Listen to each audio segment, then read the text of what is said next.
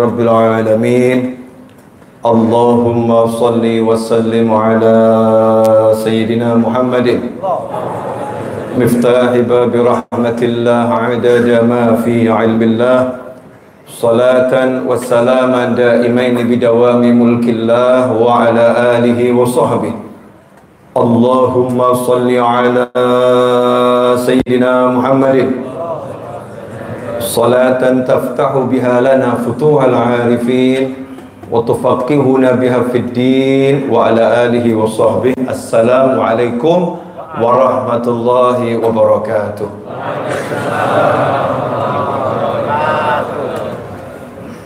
Alhamdulillah, semoga kita dimasukkan dalam kelompok hamba-hamba Allah yang pandai bersyukur pada Allah Ta'ala. Karena hanya orang-orang yang pandai bersyukur yang akan bahagia. Kenapa yang pandai bersyukur akan bahagia? Karena syukur itu tanda orang yang merasakan nikmat. Kalau seseorang merasakan nikmat, tentu ia mendapatkan kebahagiaan. Nah, mudah-mudahan kita masuk dalam kelompok tersebut sehingga tak henti-hentinya kita mengucap Alhamdulillah.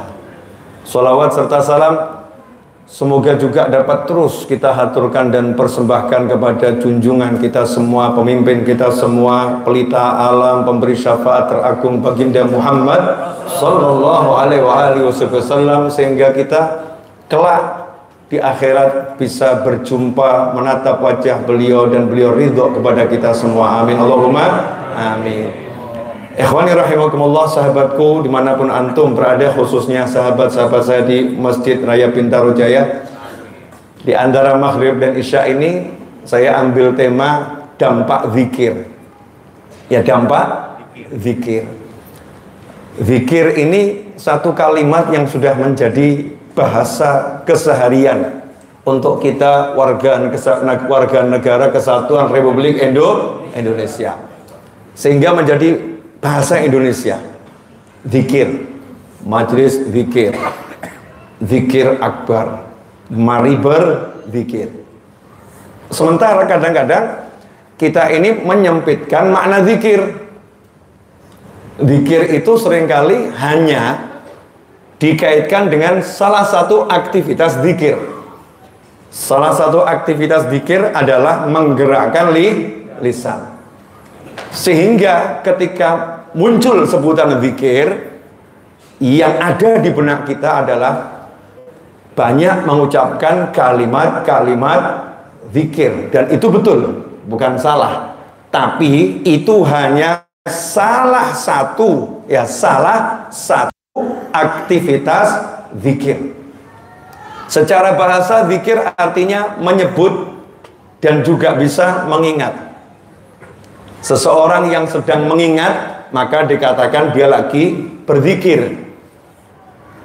Seseorang yang sedang menggerakkan lisannya menyebut-nyebut, maka dia juga dikatakan berzikir.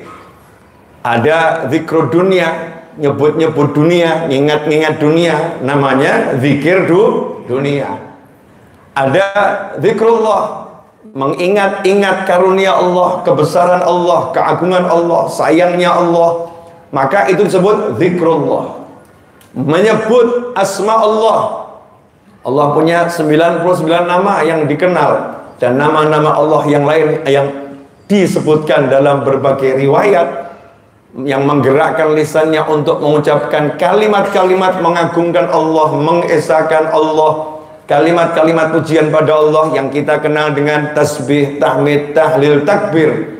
Kemudian kalimat-kalimat permohonan ampun, istighfar dan semacamnya yang kita lakukan dengan menggerakkan lisan, maka ini juga dikatakan lagi berzikir kepada Allah. Semua aktivitas zikir, baik dengan lisan, baik dengan ta'allum wa ta'lim, karena sebetulnya ini juga salah satu bentuk zikir.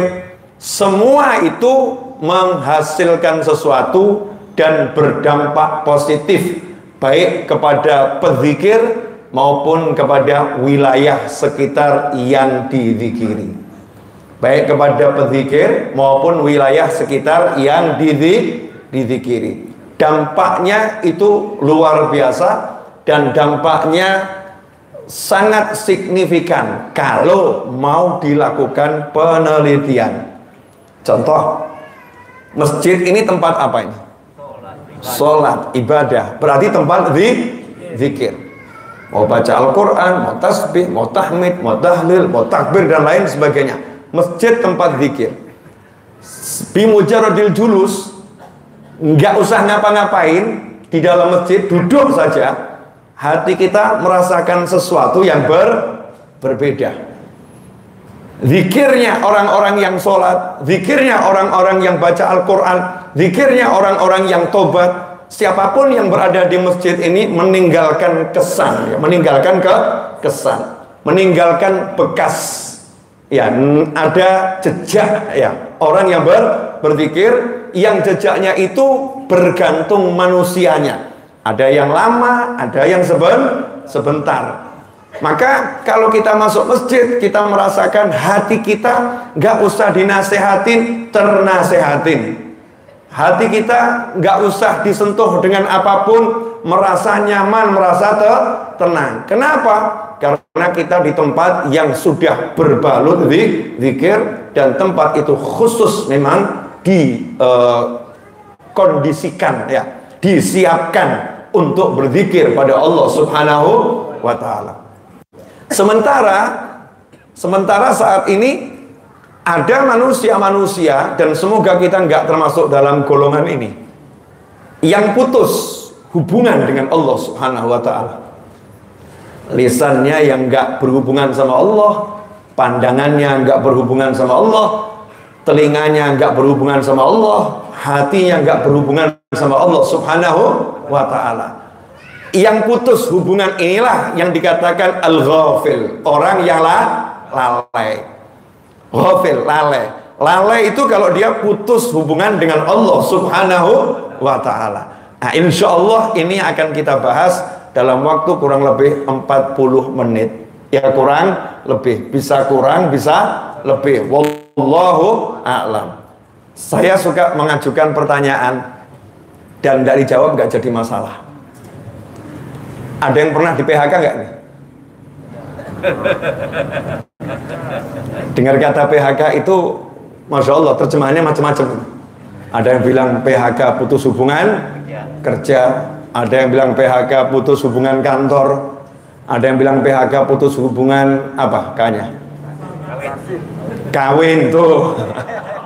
Ada yang PHK putus hubungan kasih gitu ya. Macam-macam ini arti PHK. Tapi PHK selalu dengan arti yang tidak menyenangkan, betul ya?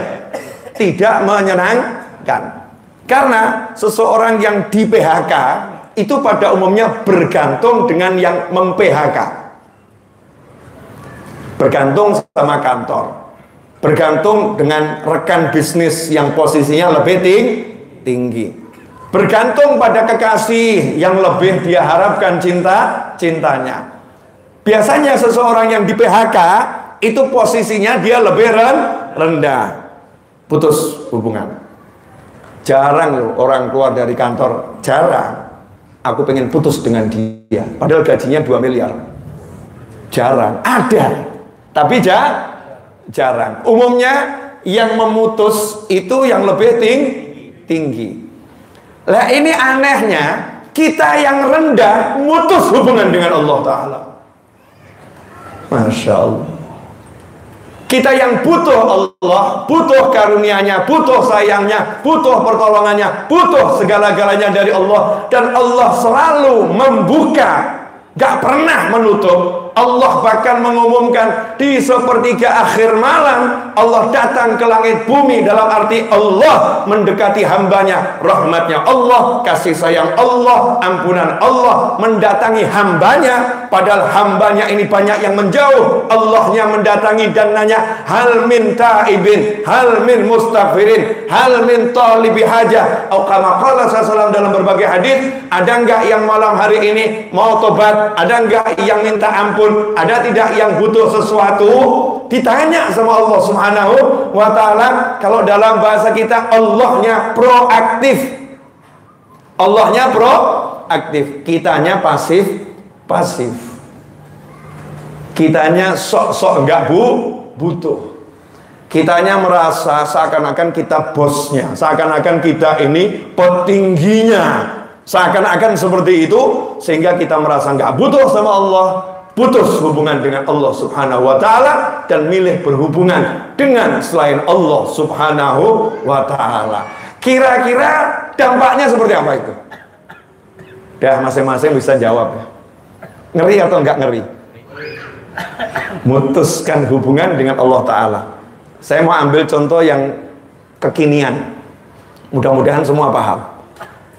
Anda semoga tidak terjadi terdampar di padang Sahara, bawa handphone tapi nggak ada sinyal. Bawa handphone nggak ada sinyal.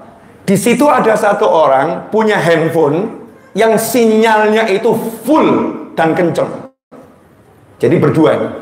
Yang satu handphonenya full sinyal, yang satu handphonemu nggak ada sinyal.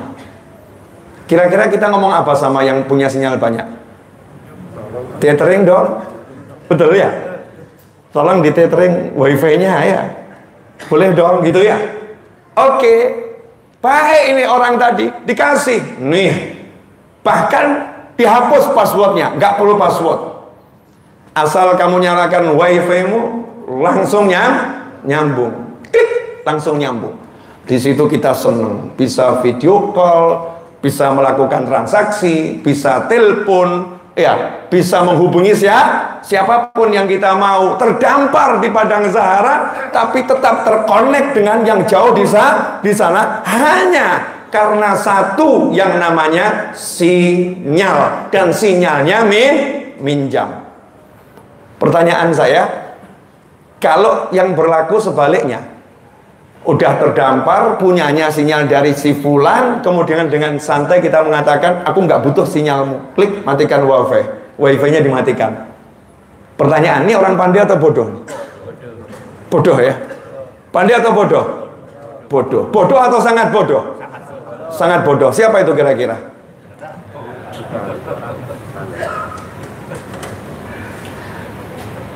Ya, ini sudah mulai agak nyambung ini. Siapa itu kira-kira? Satu-satunya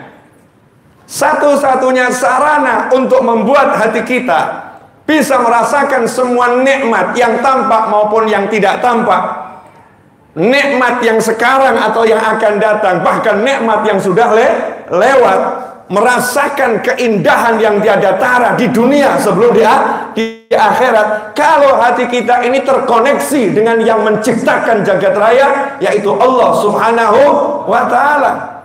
Kalau hati kita putus hubungan dengan Allah Subhanahu wa Ta'ala, maka seperti handphone yang speknya luar biasa tapi no internet connection. Kira-kira bagaimana? Bisa jadi kalkulator. Berfungsi, tapi minim fungsinya minim, sangat kecil. Tapi begitu ada sinyal terkoneksi, YouTube. Seperti pemirsa dimanapun Anda berada saat ini teman-teman saya YouTube ya. Saya di sini, ada sinyal, bisa live streaming. Masya Allah. Belum lagi fungsi-fungsi yang lain. Dengan seiring kemajuan zaman akan banyak fungsi yang muncul yang kita nggak tahu saat ini. Hanya karena apa? Connect. Lah ini kita sama Allah Ta'ala bukan lagi ditawarin, diperintah. Sambung hubungan dengan Allah Subhanahu wa Ta'ala. Kenapa? Barang siapa menyebut aku, maka aku menyebutnya. Siapa menyebut aku menyebutnya. Aku bersama hambaku ketika dia ingat aku, ketika dia menyebut aku. Artinya ketika kita ingat sama Allah Ta'ala, koneksi kita dengan Allah nyambung. Lah kalau udah nyambung, kira-kira seperti apa? Ini yang tahu pedzikir. Nah kalau pelalai nggak tahu. Yang ahli zikir ngerti bedanya putus hubungan dengan nyambung hubungan. Saya kasih contoh, insya Allah ibu-ibu lebih paham, karena judulnya tentang putus hubungan dan nyambung hubungan. Kenapa ibu-ibu lebih paham? Karena ibu-ibu itu jiwanya lebih merasa dibanding dengan antum kaum pria. Wanita itu lebih sensitif jiwanya. Betul ya Bu ya? Bu, kok nggak ngaku Bu? Yang lebih halus, lebih lembut, lebih perasa, lebih sensitif siapa itu? Wanita. Yang lebih menggunakan rasa ketimbang logika adalah wanita. Memang wanita itu mengedepankan rasa daripada logika. Hikmatullah. Kalau wanita itu pakai logika, mungkin nggak mau punya suami seperti kamu dan saya. Ya mungkin gitu ya. Ngapain saya nikah sama kamu? Pakai logika, nggak masuk gitu ya. Tapi yang dipakai rasa, because I love you. Aduh, cinta. Wajah nggak jelas dicintai. Kerjaan nggak jelas dicintai. Betul kali ya? Yang jelas-jelas nggak dicintai. Kenapa? Rasa. Menggunakan rasa. Nah, ini saya lebih nanya sama ibu-ibu dulu karena lebih menggunakan rasa.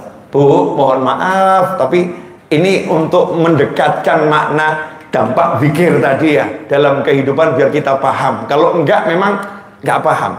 Susah memahamkannya karena zikir itu judulnya nyambung hubungan. Nah, yang paham ya orang-orang yang punya hubungan. Ada dua orang Bu, sama-sama wanita. Yang satu lagi nyambung hubungan dengan si Fulan. Si Fulan ini suaminya lah, enggak suami kan nanti dosa ya. Suaminya. Satu nyambung hubungan dengan si Fulan, suaminya. Yang satu baru saja memutuskan hubungan dengan si Fulan, mantan suaminya. Dua nih, dua-duanya duduk berdampingan. Yang satu mengingat, sama-sama mengingat. Tapi yang satu mengingat suaminya yang dia cintai. Saya mau nanya, hatinya rasanya enak atau enggak enak? Jangan nanya sama yang sudah tua, nggak paham. Yang baru-baru menikah dulu ya. Kalau nanya sama saya juga udah lupa gitu ya. Tapi kalau yang sudah masih muda itu kan ngerti, beda. Kalau sekarang yang seumur saya ke atas ditanya, rasanya gimana? Sama aja tuh. Sudah nggak susah mengingat-ingat urusan cinta karena usia itu merubah pola hidup manusia. Oh, lain Pak. Kenapa? Saya ngelamunkan saja bisa senyum-senyum sendiri. Nah, yang satu di sampingnya begitu mengingat mantan suaminya karena udah putus hubungan, yang ada sakit. Gak menemukan kenikmatan, gak merasakan nikmat, padahal sama-sama mengingat. Kenapa kok dengan mengingat dia gak nikmat?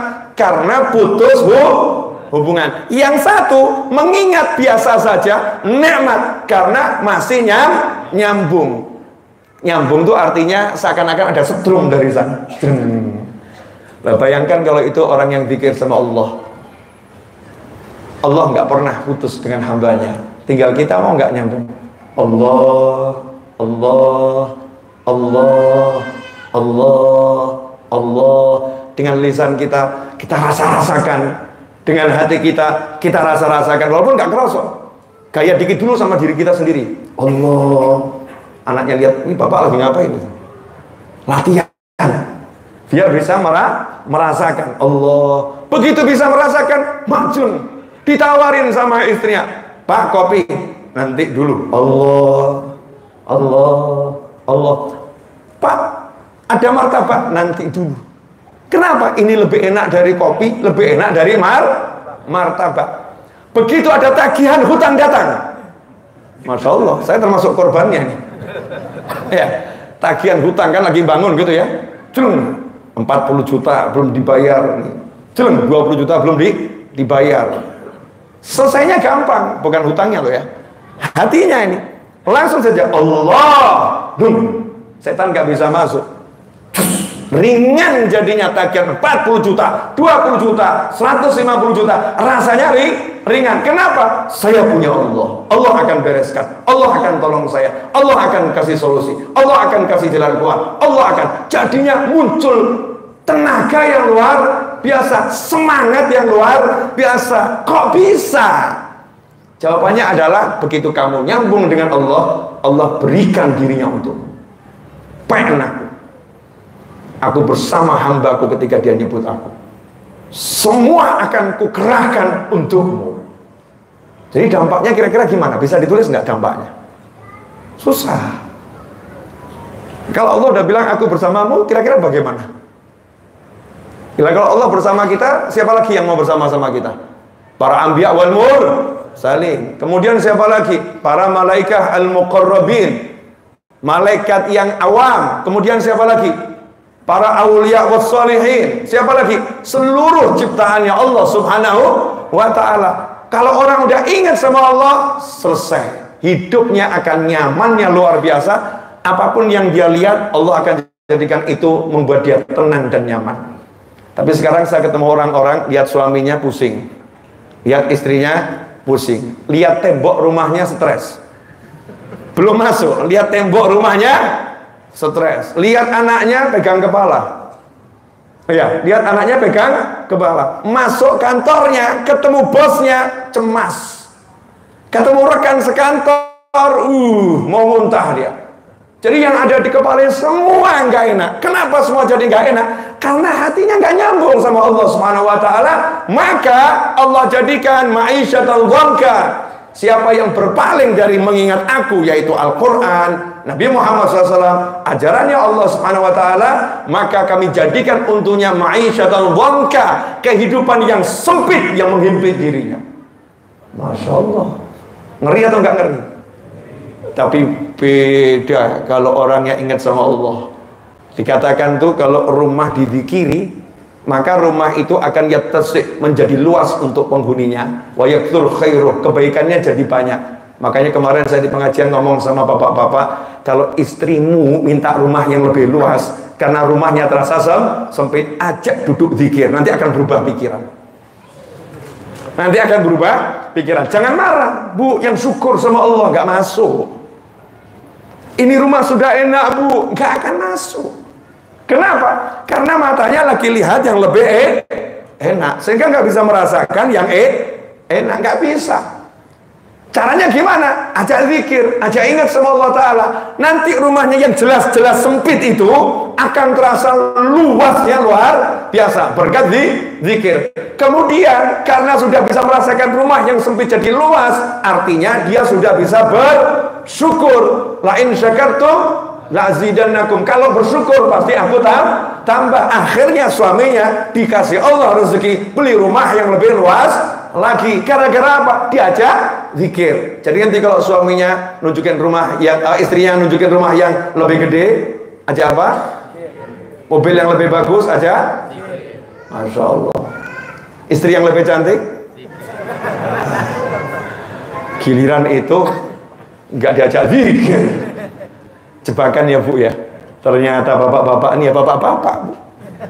Urusan istri minta ini oh ajak zikir. Istri nawarin mau nggak ya? Nambah satu lagi, oh mau langsung. Sambutannya luar biasa. Ajak zikir. Ajak zikir. Karena dengan berzikir sama Allah Ta'ala itu berubah sekitar kita. Sekitar kita berubah. Makanya kalau mau tahu, praktekkan. Karena ini bukan ilmu teori. Bukan ilmu teori. Tapi ilmu praktek. Dulu saya sering sampaikan di berbagai pengajian dulu. Saya kalau masuk perkampungan di mana saya tinggal di Solo, di Pasar Kliwon tuh. Dulu ya.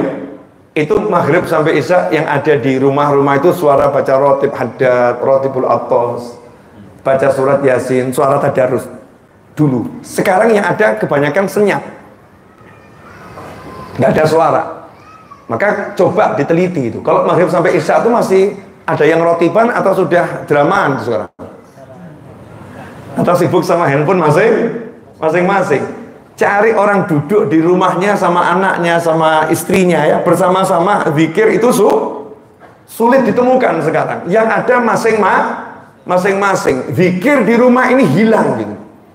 Mungkin suaminya mengatakan, oh saya di majelis Habib, saya suka pengajian. Lah iya sayang itu. Kenapa sayang? Iya, yang bercahaya cuma majelis ilmunya. Rumahmu nggak pernah bercahaya. Karena Nabi memerintahkan dalam sebuah hadis, jangan jadikan rumahmu seperti pemakaman. Sholatlah di rumah untuk sholat-sholat sunnah. Sholat sunnah saja kita diperintahkan memperbanyak sholat sunnah di rumah. Zayyinu, ya, hiasilah. Bahkan dalam riwayat yang lain, jadikanlah nawiru, rumah kalian bercahaya dengan cahaya Al-Quran. Baca Al-Quran di rumah kalian. Sekarang sibuk orang kumpul baca Al-Quran di masjid, tapi rumahnya nggak pernah dibacakan Al-Quran. Sibuk orang kumpul berzikir di masjid, tapi rumahnya nggak pernah dizikiri. Yang betul bagaimana? Rumahmu zikirnya yang banyak, masjid juga digunakan untuk zikir. Rumahmu tiap hari untuk baca Al-Quran, masjid juga dibuat tadarus Al-Quran. Cari ilmu kemanapun kamu datangi, tapi ilmu di rumahmu harus dihidupkan. Kalau udah seperti itu, rumah itu rasanya asyik gitu, menyenangkan. Makanya saya kadang ngomong, aneh nih orang-orang dia. Kalau giliran zikir di pengajian kok semangat ya? Oh, zikir di rumah kok enggak ya? Jangan-jangan ini berangkatnya karena nafsu. Nafsu tersembunyi. Ada sesuatu mungkin yang dicari, yang sesuai sama nafsu. Belum betul-betul lillahi ta'ala. Karena di rumah kan enggak ada biaya, duduk santai. Ya, enggak ada yang ngesuk-ngesuk ya. Duduknya bebas. Tapi kenapa kok jadi kurang menarik di motor, di mobil? Kenapa kita nggak melantunkan kalimat-kalimat zikir? Kenapa kita nggak ajak fikir kita untuk ingat sama Allah Subhanahu wa ta'ala? Nah, ikhwani rahimakumullah, alhamdulillah sudah 26 menit saya bicara. Masih ada 14 menit lagi. Ya, 14 menit lagi. Dari sini bisa nggak dirasakan kalau orang putus hubungan sama Allah itu mengerikan? Karena waktu saya cuma singkat untuk membuat rasa itu biar bisa masuk ke diri saya dan antum semua. Ini kan PR ini ya. Bukan sesuatu yang mudah. Coba saya ulangi lagi ya Bu. Diputus hubungan sama kekasih itu enak atau nggak enak Bu? Tuh ngomong tuh, nggak enak. Nggak enak. Diam saja tersiksa ya. Padahal kekasihnya nggak ngapa-ngapain loh. Cuma ngomong satu kalimat, you, me, and selesai. Terus handphonenya ditelepon nggak diangkat, WA-nya diblokir, ya, didatengin rumahnya pindah rumah. Oh, ini ngeri amat ini ya, pindah rumah. Dicek di Google ganti nama, Masya Allah, hilang gitu ya, hilang. Itu kira-kira stres atau nggak stres? Stres. Pertanyaannya, lah ini orang nggak ngapa-ngapain, tapi kok yang satu jadi galonya luar biasa. Ini dengan makhluk dengan makhluk. Lah kalau kita dengan Allah Ta'ala putus, naudzubillah min dzalik, apa bisa hidup? Gak mungkin bisa hidup. Makanya gak bisa, mohon maaf, punya istri tidak bisa merasakan istrinya. Punya suami nggak bisa merasakan suaminya. Maksudnya nggak bisa merasakan bagaimana? Lihat pasangannya itu datar, biasa saja, nggak ada nikmat dalam jiwa, ngeri. Tapi lihat istrinya tetangga, Masya Allah, gelora. Ya, lihat suaminya temen gitu ya, Masya Allah, geloranya luar biasa. Lihat punyanya sendiri, tembok, datar, ganti cat sama saja. Tembok, catnya udah diganti, tapi tetap sama saja. Terakhir sebel temboknya dirubuhkan sekalian ya. Mau diapa-apain dia tetap sama. Kenapa? Karena yang meletakkan rasa nikmat tadi adalah kalau ada Allah di dalam hati kita, maka kita melihat dengan cahaya Allah, mendengar dengan cahaya Allah, berbicara dengan cahaya Allah, merasa dengan cahaya Allah. Ya rasanya nikmatnya luar biasa, indah itu. Saya kemarin beli teropong, ya beli teropong karena Al-Quran, hadis itu banyak mengajarkan suruh lihat langit, suruh tafakkur. Beli teropong. Sementara saya udah nggak bisa neropong-neropong. Males gitu ya, otak-atik teropong. Anak saya yang paling besar baru masuk SMA. Nih, pelajari. Terus nunjukin ke handphone, Saturnus Abu ya, Saturnus. Di situ saya ketawa dalam hati, Masya Allah. Baru dapat bantuan teropong tuh Saturnus yang jauh bisa kelihatan, bisa kelihatan. Bangunan yang jaraknya itu puluhan kilo bisa tampak di depan mata. Saturnus yang sangat jauh, bulan yang sangat jauh, rasanya indahnya luar biasa. Pakai mata kita biasa, ya begitu. Saturnusnya nggak kelihatan, bulannya dari dulu ya begitu. Kurang mampu mata kita melihat. Dapat bantuan teropong, jadi kelihatan semua. Semakin mahal teropongnya, saya beli yang murah-murah saja. Ya, penasaran. Semakin mahal teropongnya, akan semakin jelas. Bayangkan kalau kamu meneropong menggunakan cahayanya Allah Ta'ala. Dalam kehidupan ini, apa yang akan kamu rasakan dan kamu lihat? Masya Allah, lihat wajah suami pakai cahaya Allah. Yang nempel bukan wajah suami, cahaya Allah. Paham ya? Belum paham gaya. Manduk paham, belum paham. Saya kasih permisalan biar paham. Bu, Ibu, pernah merias wajah? Saya nggak mau suudzon sering gitu, enggak. Pernah ya Bu? Pernah ya? Coba bandingkan wajahmu sebelum dirias dan setelah dirias oleh ahlinya. Bagus mana? Ah, jujur. Setelah dirias pede ya? Masya Allah. Wah, ini wajahku. Ini aku ini. Masa sih?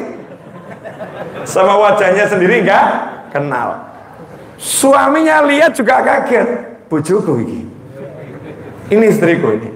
Begitu malamnya suruh cuci wajah, aduh balik meneh. Kembalilah lagi.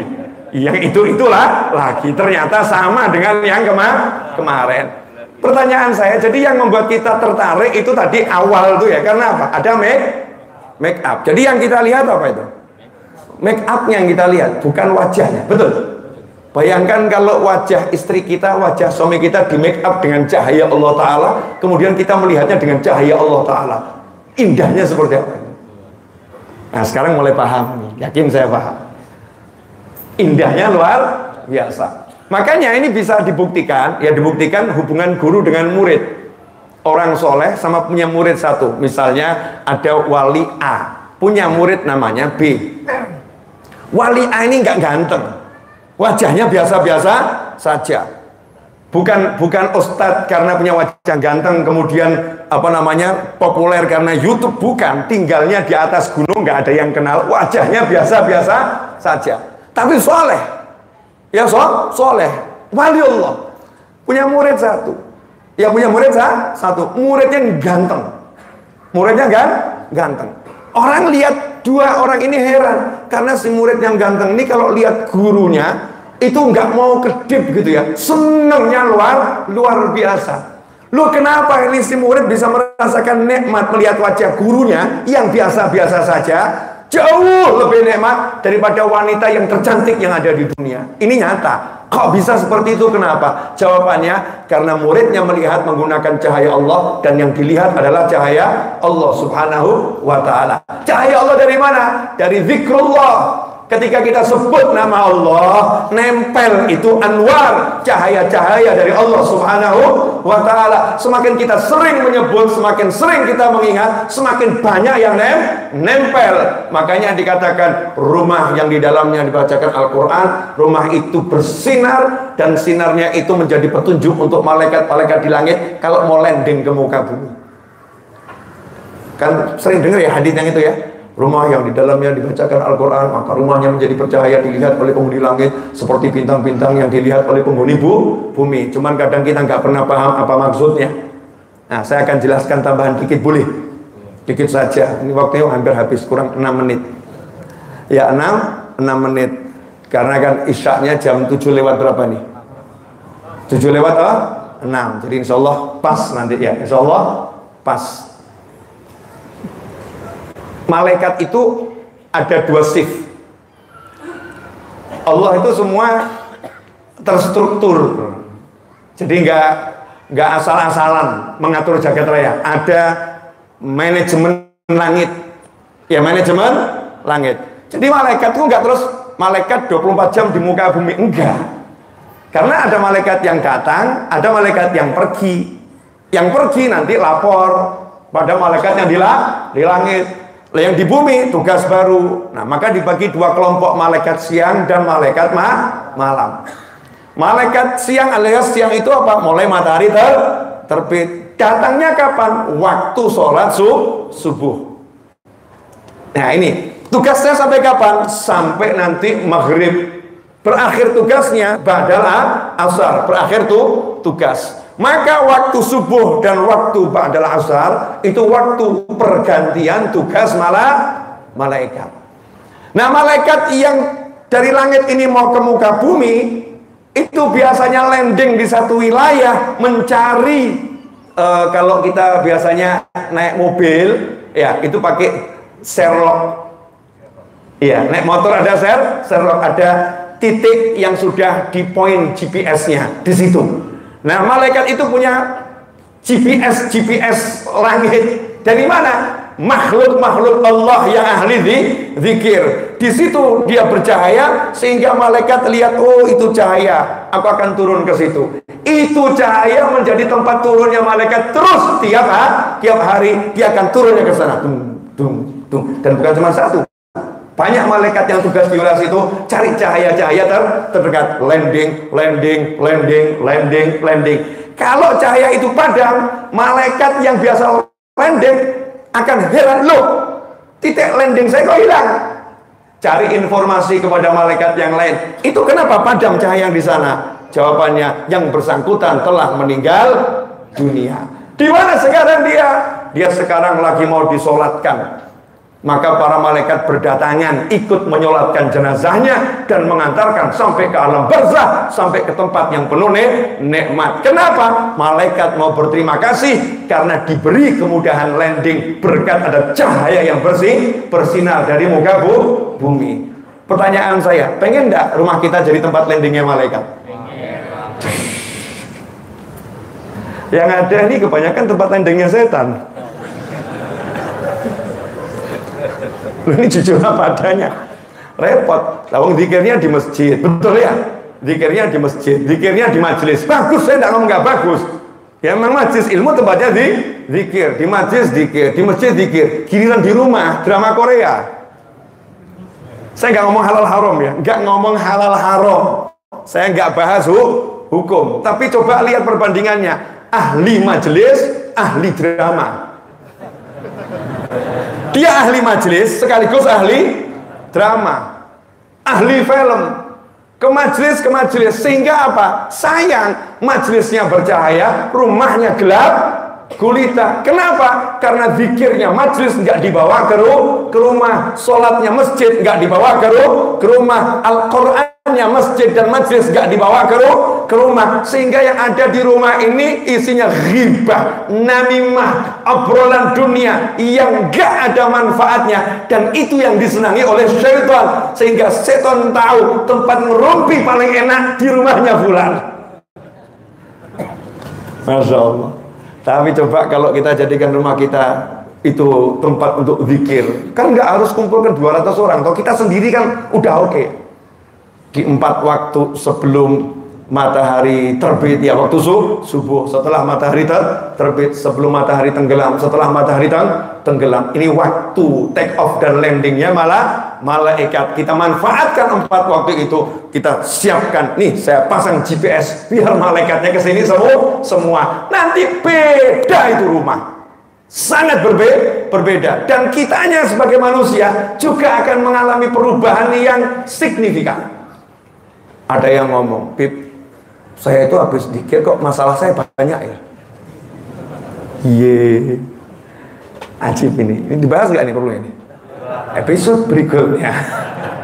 Saya kasih jawaban yang saya bahas di MRKR kemarin semalam tuh ya. Nanti bisa dicek.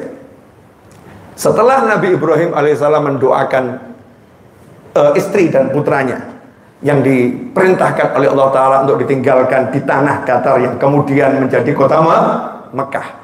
Nabi Ibrahim naik ke atas jauh, kemudian angkat tangan mendoakan yang sangat luar biasa. Setelah didoakan hasilnya apa? Apa turun hujan? Apa datang kemudian apa rezeki buah-buahan? Enggak. Yang ada masalah. Anaknya nangis, air habis, bekal habis. Yang ada masalah, terancam nyawanya dan jiwanya. Tapi istri Nabi Ibrahim alaihissalam nggak mengatakan, wah ini kok ya habis dizikiri suami kok tambah jadi seperti ini ya. Enggak, paham. Zikirnya lagi bekerja itu. Wiridnya lagi jalan, doanya lagi berproses. Semua yang berproses itu menimbulkan dampak-dampak yang semacam itu. Tinggal kita semakin digenjot, semakin dipepet, semakin meloncat. Jika batu datang untuk menjatuhi dirimu, jadikan dia batu pijakan untuk meloncat. Jika badai datang dengan angin yang kencang dan hujan yang sangat deras, jadikan engkau menari dengan suasana yang seperti itu. Istilahnya apa itu? Dancing in the rain. Masya Allah. Dancing in the rain. Ada hujan, joget. Asik. Jangan kalah sama anak kecil.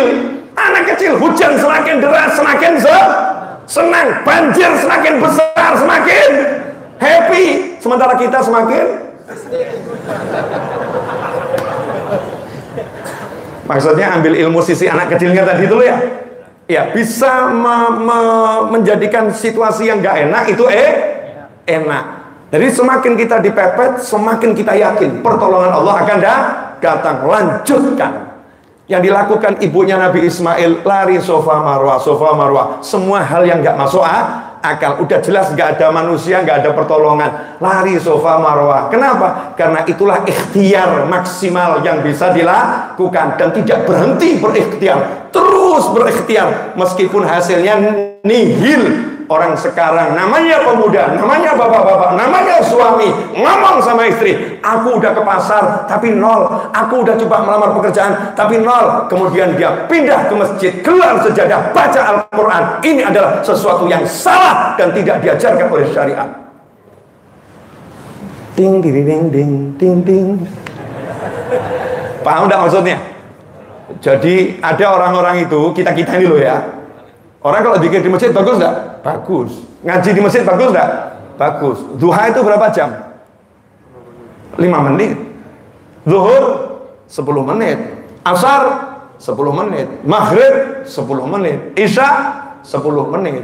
Lah kalau ada satu orang nganggur nggak kerja, duha di masjid, sampai zuhur di masjid, sampai asar di masjid, kemudian pulang ke rumah ngomong sama istrinya, bertakwalah kepada Allah.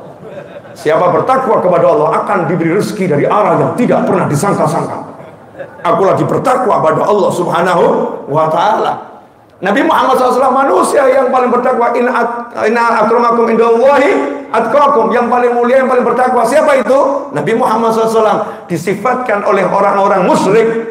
Apa ini katanya Rasul? Tapi suka jalan ke pasar, pergi ke pasar. Sayyidina Umar bin Khattab radhiyallahu ta'ala anhu waktu duha masuk ke dalam masjid, melihat ada satu anak muda masih khusyuk ibadah di sana. Apakah Sayyidina Umar kemudian senang? Enggak. Beliau nanya, kenapa kamu masih di masjid? Kalau yang tua di masjid wajar. Kenapa? Usia hampir meninggal. Kok enggak ngomong kenapa? Nyantai saja, ini kan cuma air AC. Ya, air AC itu kan bagian daripada rezeki. Rezeki mengalir tanpa henti. Enak atau mikirnya? Kalau lihatnya AC bocor kan jadinya enggak enak. Tapi kalau ini pertanda rezeki akan mengalir tanpa henti. Jadinya nikmatnya luar biasa. Lanjut dikit ya. Biar saya bisa tuntaskan poin tadi. Sampai di mana tadi? Saya itu kalau ngomong soalnya enggak pernah mikir. Jadi nanya sampai di mana tadi? Sampai di mana tadi? Waktu duha. Ya, jazakumullah khairan. Makasih banyak. Ya. Tapi tetap enak di sini. Oh, jangan ya. Jazakumullah khairan, makasih. Ya. Ini enak ini. Rezeki tanpa henti. Sebentar lagi insya Allah utang mau ngecor 150 juta lunas. Ya. Nah, ini namanya fa'al khair, pertanda yang baik. Kalau kata Gus Dur gitu aja kok repot. Ya. Jazakumullah khairan. Makasih. Oh, enggak apa-apa. Ini Masya Allah. Baru kaum pria aja udah nggak tega lihat saya basah gitu ya. Apalagi bidadari surga. Masya Allah. Bidadari surga jangan cepet-cepet undang saya. Sabar kalian ya, sabar. Yang sabar. Saya rindu padamu tapi biar nanti saja. Ya, kita butuh waktu yang lama untuk mempertambah jumlah bidadari. Iya. Lanjut boleh? Masya Allah. Oh, baru bahas bidadari aja kita udah bahagia kok. Nikmat. Ibu jangan cemburu ya Bu ya. Jangan khawatir kok. Kaum wanita manusia itu tak bisa dikalahkan oleh semiliar bidadari surga. Enggak bisa. Lanjut ya. Saya marah tadi. Oh, anak muda tadi. Anak muda tadi waktu duha di masjid lama. Sayyidina Umar gak suka. Kenapa? Harusnya dia ke pasar. Kenapa masih ada di masjid? Yang tua-tua nggak ditegur. Kenapa? Yang udah tua ya wajar. Jangan banyak waktu di pasar. Perbanyak waktu di masjid. Ke pasarnya persentase sedikit aja. Pensiun ya, waktunya pensiun. Oh, negara kita aja ada usia pensiun kok. Betul ya? Nah, ini yang muda kok di masjid duha ibadah. Kenapa kamu masih di sini? Kenapa nggak ke pasar? Kenapa nggak cari nafkah? Kenapa nggak usaha? Kenapa? Anak muda tadi jawab, saya sudah dijamin oleh kakak saya. Kakak saya yang mencari duit sehingga saya bisa nyantai saja. Apakah diapresiasi? Bagus, lanjutkan. Enggak. Beliau mengatakan, kalau begitu kakakmu lebih hebat dari kamu. Yang diapresiasi kakaknya. Jadi jangan kemudian sekarang ini gelar sejadah di masjid, gelar sejadah di musola, baca Al-Quran, tapi meninggalkan usaha yang secara zahir disyariatkan oleh Nabi Muhammad SAW. Rasul berjuang ke pasar.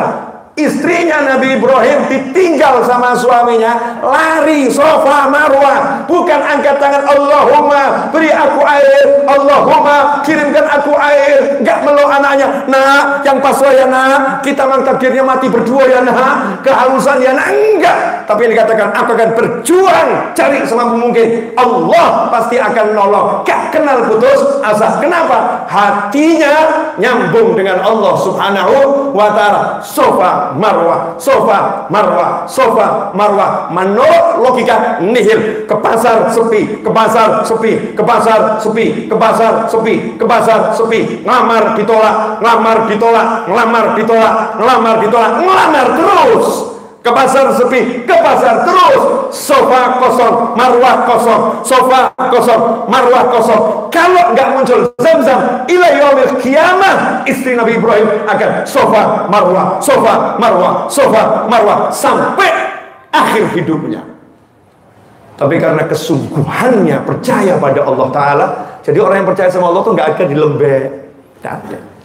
Yang percaya sama Allah akan super power, yang hatinya nyambung sama Allah akan super power. Walaupun mata melihat itu kosong, hati nggak pernah merasa kosong. Kenapa? Karena yakin Allah akan berikan pertolongan. Aku hanya melakukan the best I can do, maksimal yang aku bisa, dan istiqomah. Begitu sampai ke 7, Allah katakan air keluarlah kamu.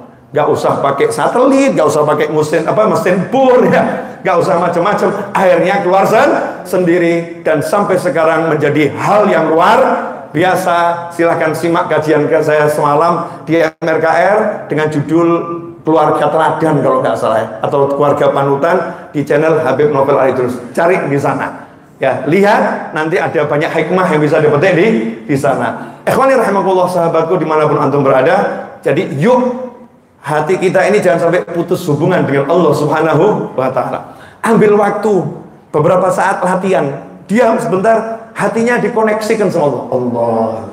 Nanti kalau ada dunia mau ganggu itu, tinggal dia Allah. Kemarin saya sama keponakan saya ngomong begini. Kalau orang-orang itu datang tagihan gitu, nggak punya duit kan pusing. Terus nanti kalau nggak punya uang nangis. Pesan saya sama keponakan saya simple. Jangan biarkan dunia membuatmu menangis. Kalau ada dunia menghimpit dirimu, tertawakan saja. Ngakaklah kepada dunia. Siap ibu-ibu? Jadi nanti kalau suaminya agak ganyang, ibu ketawa saja. Selesai masalah. Asik ya Bu ya? Oh, dunia tertawakan saja. Tapi kalau akhirat nangislah. Subuh terlambat, ayo kita nangis. Gitu. Kok kita ini sampai ngomong kasar sama orang tua? Ayo kita nangis. Tapi kalau dipecat, keluar dari kantor ketawa. Panggil lagi sama bosnya, kenapa kamu tertawa? Masa saya mau nangis gara-gara kamu? Cuman urusan dunia. Siapa yang ngajarin? Habib Novel. Ya, aku gak mau nangis karena dunia. Aku akan tertawa kepada dunia. Oh, dunia cuman sebentar kita di sini kok membuat kita nangis. Siapa sih dia itu? Kurang ajar amat ya. Udah nenek-nenek, tua renta, reot, perot, jelek. Itu namanya dunia. Membuat kita tersiksa. Kalau gadis cantik jelita menyiksa masih lumayan. Pria ganteng muda menyiksa lumayan. Kakek-kakek reot tua kok Anda tersiksa. Mohon maaf. Jangan seperti itu. Ini dunia ya. Permisalan dunia udah tua renta nih. Dunia udah tua renta. Jangan buat kita menangis, tapi yuk kita tertawakan dunia. Tadi dancing in the rain. Betul gitu ya? Inggris saya kan nggak jelas. Saya suka diledek sama anak saya kalau begini. Apa? Abuya apa? Suruh ngulangi lagi. Maksudnya salah gitu ya. Apa sama senyum? Saya kan nggak belajar bahasa Inggris ya, nggak belajar bahasa Inggris. Saya belajar bahasa Jawa aja belum khatam. Belajar bahasa Arab belum khatam. Bahasa Indonesia aja saya masih bingung istilah-istilah baru. Di 2022 ini kan ibu-ibu ahli buat istilah macam-macam itu. Masya Allah. Yang kita beberapa waktu yang lalu kan saya sempat ingatkan ya. Apa tuh Bu? Istilahnya apa? Yang kalau teman dekat terus asik itu apa namanya? Bestie. Coba cari di kamus besar bahasa Indonesia ada enggak? Enggak ada. Bestie. Ini kalau saudara-saudara kita yang sudah wafat 20 tahun lalu kemudian dihidupkan lagi, hidup di zaman ini, mungkin pulau gitu. Kamu ngomong apa? Bestie. Apa itu bestie? Bestie kah gitu. Bingung itu. Bahasa Indonesia aja sudah susah, perkembangannya cepat. Kalau nggak kumpul sama anak muda ya ketinggalan kita ilmu bahasa. Nah, mau belajar bahasa Inggris waktu saya udah nggak ada. Ya sedapat-dapatnya dengarkan antum bicara itu. Masya Allah kalau bicara bahasa Inggris itu luar biasa. Kayaknya bukan orang Indonesia lagi. Lupa sama tanah air. Terima kasih, jazakumullah khairan. Insyaallah barokah manfaat. Ya, mohon maaf kalau ada kata-kata yang kurang berkenan. Dan terima kasih karena wajah-wajah Anda sudah membuat saya bersemangat. Oh iya. Kalau yang seperti ini tak bisa buat aku bersemangat, terus aku lihat wajah yang seperti apa lagi? Karena yang kutemui tiap hari yang seperti ini ahlul majelis. Ini kan wajah-wajah yang udah dibalut dengan cahaya. Makanya kalau guyon saya sama teman-teman, kalau yang masuk surga itu bukan orang-orang seperti kita, terus yang model bagaimana lagi? Udah loh, yakin aja kita ini insya Allah masuk surga, pede gitu. Insya Allah masuk surga, tapi ya jangan sombong. Ya roco-roco timbel rokok sidik gitu ya. Istighfar ya dijalani, sedekah dijalani itu ya untuk menghindari neraka, tapi yo pede gitu. Insyaallah min ahlil jannah, itu namanya husnudzon. Jazakumullah khairan wal afu minkum. Mohon maaf atas segala kekurangan. Wassallallahu ala sayyidina Muhammadin wa alihi wasallam walhamdulillahirabbil alamin. Wassalamualaikum warahmatullahi wabarakatuh. Saya minta satu Al-Fatihah ya untuk almarhumah Syarif